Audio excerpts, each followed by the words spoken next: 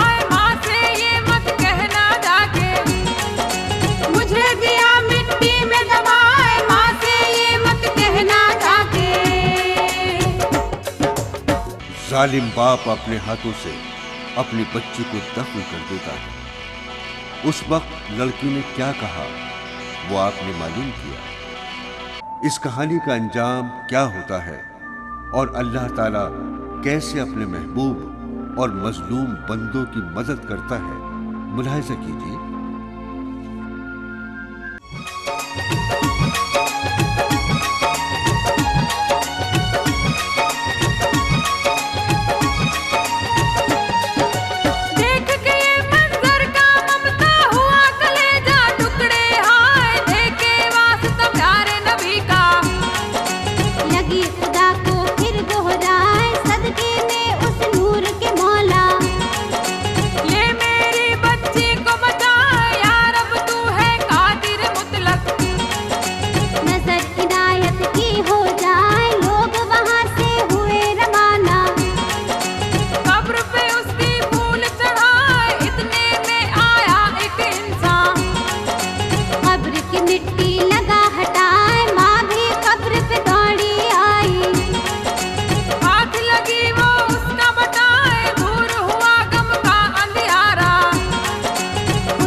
बादल झूम के छा